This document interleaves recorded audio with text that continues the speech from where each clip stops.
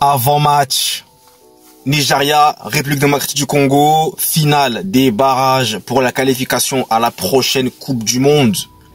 Et ce n'est pas encore fini d'ailleurs. Si l'un des deux est vainqueur de ce match, il y aura encore un autre match à jouer.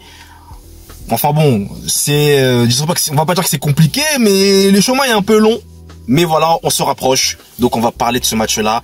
Et quelle affiche, hein, Nigeria, République démocratique du Congo. C'est une affiche très intéressante. Moi, je vais commencer par dire, bon, déjà je suis congolais, hein, comme vous l'avez compris, mais déjà je vais commencer par dire que le point de vigilance dont va falloir que la République démocratique du Congo se méfie, c'est bien sûr Victor Osimhen pour moi. Victor Osimhen, vraiment le danger numéro 1 en attaque, parce que on sait ses performances en club sont très bonnes. Récemment, il a mis un doublé en prolongation contre le Gabon, qui a permis au Nigeria donc de largement s'imposer, même si là il leur a fallu 120 minutes pour venir à bout du Gabon. Donc il y a aussi peut-être la fatigue qui va se ressentir lors du match contre la RDC. Mais Victor Osimhen reste quand même un attaquant très redoutable qui peut à tout moment marquer, et il n'en faut pas non plus 10 pour faire la différence. Donc je compte sur Monsieur Chancel Bemba, le héros qui a marqué le but vainqueur face au Cameroun. Bon, je suis aussi camerounais, mais bon, vous avez bien compris que j'ai pas vraiment de préférence. Je suis content pour les deux, voilà. Mais Chancel Bemba, je compte sur lui pour essayer au maximum de museler Victor Osimhen. Il y aura aussi les côtés, côté nigérian, avec des Ademola Lookman notamment qui peuvent faire des différences.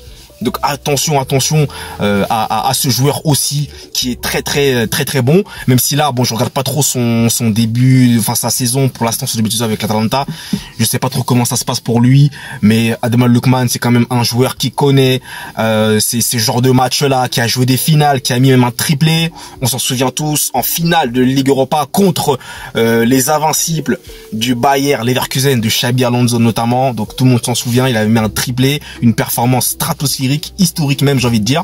En finale, d'ailleurs, c'était assez incroyable. Donc, Lookman, il connaît bien ce genre de match-là à enjeu.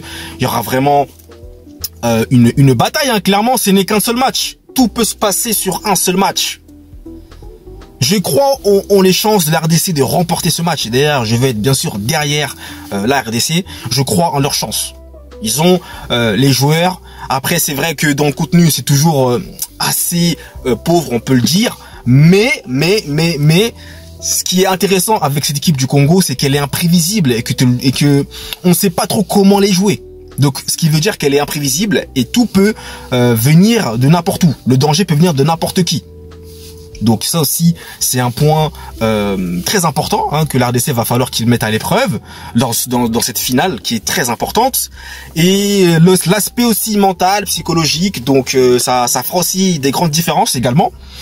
Et voilà, moi je pense que le RDC va remporter ce match. Ça va pas être simple, mais je vois une vidéo de la RDC 2-1. Moi je vais être plutôt tranquille, 2-1 en faveur des Congolais face au Nigeria. Mais encore une fois, tout est là, ça va être vraiment pour moi du 50-50 limite. Même si le Nigeria, on peut les mettre légèrement favoris, mais là, ce n'est qu'un seul match, c'est une place en Coupe du Monde qui se joue.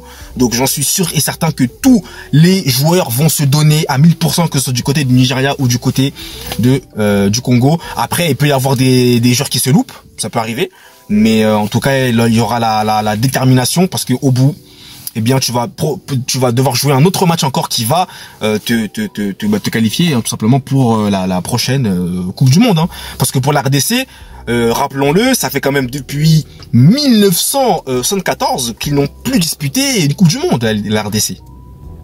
Le Nigeria, je ne sais plus depuis combien d'années exactement ils n'ont pas disputé de Coupe du Monde. Le Nigeria, par contre, je ne sais plus exactement. Mais pour la RDC, depuis 1974. Et à l'époque, c'était pas la RDC, c'était le Zaïre, sous le règne de Mobutu. Mais voilà, ça fait quand même une éternité. On pourrait dire que ça fait même un quart, enfin même pas, ça fait un demi-siècle. On pourrait le dire, j'allais dire un quart, mais je vais dire complètement des bêtises. C'est même un demi-siècle que on peut vraiment dire comme ça, que la RDC n'a pas disputé donc de phase éliminatoire de Coupe du Monde, même de phase de groupe de Coupe du Monde, tout simplement. Donc là, ça va être intéressant. Ce match-là, vraiment, ça va être, je pense, extraordinaire. Rendez-vous dimanche 20h pour ce rendez-vous à ne pas louper. Ça va être un match très intéressant et au bout, bah voilà, il y aura une des deux qui va partir et une autre deux qui va rester, malheureusement. Et j'espère que la RDC va passer. Et voilà, j'espère vraiment. Donc, dites-moi vous dans les commentaires en tout cas ce que vous pensez de ce match. Qu'est-ce qui va se passer selon vous? Quels sont les joueurs qui pourront faire des différences? Dites-le moi dans les commentaires. Et voilà. Donc, écoutez, eh bien, on se tiendra au jus pour ce match-là. Et moi, je vous dis à la prochaine pour de prochaines vidéos. Merci à vous d'avoir regardé la vidéo jusqu'à la fin. Allez, peace!